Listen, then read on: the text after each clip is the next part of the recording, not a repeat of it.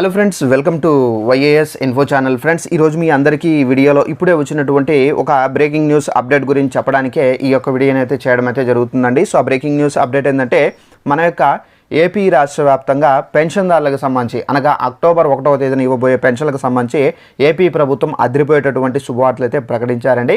అయితే ఆ శుభవార్తలు ఏంటి, దానికి సంబంధించినటువంటి పూర్తి వివరాలు తెలియజేస్తాను. ఈ వీడియో మీకు నచ్చినట్లయితే లైక్ చేసుకొని మన ఛానల్ని ఎవరైనా సబ్స్క్రైబ్ చేసుకుని వారు ఉన్నా కానీ వెంటనే ఛానల్ను సబ్స్క్రైబ్ చేసుకొని పక్కనే ఉన్నటువంటి గంట సింబల్ పైన క్లిక్ చేసి యాక్టివేషన్ చేసుకోండి. అలాగే పెన్షన్దారులు ఎవరైతే ఉన్నారో కొన్ని కారణాల చేత వీళ్ళ యొక్క పెన్షన్ అనేది రద్దు చేస్తున్నారండి ప్రభుత్వము. అయితే మీ యొక్క పెన్షన్ అనేది రద్దు చేస్తున్నారా లేదా చెక్ చేసుకోవాలంటే డిస్క్రిప్షన్లో లింక్ అనేది ఇస్తున్నాను. సో ఆ లింక్ పైన మీరు క్లిక్ చేసి మీ యొక్క పెన్షన్ ఐడి కార్డ్ నెంబర్ అనేది ఎంటర్ చేసి మీరు క్లారిటీగా తెలుసుకోవచ్చు. ఒకవేళ పెన్షన్ ఐడి నెంబర్ ఎంటర్ చేసిన తర్వాత మీ యొక్క పెన్షన్ అనేది యాక్టివేషన్ మోడ్లో ఉంటే కనుక తప్పనిసరిగా మీకు టెన్షన్ అయితే లేదు. సో మీకు పెన్షన్ అయితే వస్తుంది.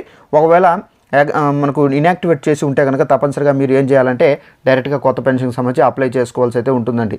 ఇక వివరాలకు వెళ్ళినట్లయితే మన యొక్క ఏపీ రాష్ట్ర వ్యాప్తంగా పెన్షన్దారులకు సంబంధించి మొదటి శుభవార్త చూసుకున్నట్లయితే సో ఎవరైతే పెన్షన్దారులు అనగా కొత్తగా పెన్షన్లకు సంబంధించి అప్లై చేసుకోవాలనుకుంటున్నారో అలాంటి వాళ్ళందరికీ మనకేంటంటే అక్టోబర్ 1వ తేదీ నుండి పెన్షన్లకు సంబంధించి అప్లై చేసుకోవచ్చు అని చెప్పేసి కూడా ప్రభుత్వం అయితే చెప్పారు. అక్టోబర్ 1వ తేదీన మీరు తప్పనిసరిగా పెన్షన్లకు సంబంధించి అప్లై చేసుకోవాలంటే మీ దగ్గర డాక్యుమెంట్స్ అనేది ఉండాలండి. సో ఫస్ట్ ఆఫ్ ఆల్ వచ్చేసి రేషన్ కార్డ్ అనేది కలిగి ఉండాలి, అలాగే ఆధార్ కార్డ్ అనేది కలిగి ఉండాలి, అలాగే మీరు పుట్టినటువంటి పత్రం అంటే బర్త్ సర్టిఫికేట్ అనేది కంపల్సరీగా అయితే కలిగి ఉండాలి. సో ఈ 3 డాక్యుమెంట్స్ అనేది తీసుకొని వెళ్ళి సచివాలయాల్లో అయితే ఇచ్చి మీరు అప్లై అయితే చేసుకోవాల్సి అయితే ఉంటుంది. అయితే మనకు రెండవ శుభవార్త చూసుకున్నట్లయితే పెన్షన్దారులకు సంబంధించి కొన్ని కారణాల చేత పెన్షన్లు అయితే రద్దు చేశారు.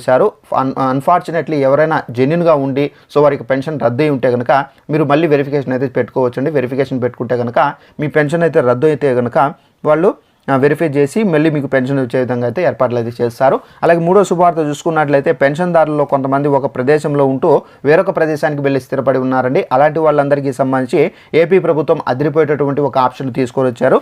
అయితే ఆ ఆప్షన్ ద్వారా ఏంటంటే మీ యొక్క పెన్షన్ ఇప్పుడు ప్రజెంట్ ఎక్కడైతే ఉన్నారో అక్కడికి మార్చుకునే విధంగా కూడా అయితే ఏర్పాట్లు అయితే చేశారు. ఈ ఆప్షన్ పేరు వచ్చేసి మనకు పెన్షన్ ట్రాన్స్ఫరబుల్ ఆప్షన్ అండి. ఈ ఆప్షన్ ద్వారా మీరు ఇప్పుడు ప్రజెంట్ ఎక్కడైతే ఉన్నారో అక్కడికి మీరు పెన్షన్ మార్చుకోవచ్చు.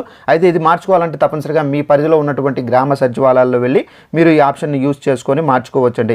సో ఈ విధంగా అయితే మనకు ఏపీ ప్రభుత్వం ఇలాంటి శుభవార్తలు ప్రకటించారు. ఈ వీడియో మీకు నచ్చినట్లయితే లైక్ చేసుకోండి. ఇలాంటి ఇన్ఫర్మేషన్ ప్రతి ఒక్కరికి తెలియజేయండి. అలాగే ఇలాంటి ఇన్ఫర్మేషన్ మీరు తెలుసుకోవాలంటే వెంటనే ఛానల్ కూడా మర్చిపోకుండా సబ్స్క్రైబ్ చేసుకొని ఫాలో అవుతానండి. Thanks for watching this video. All the best.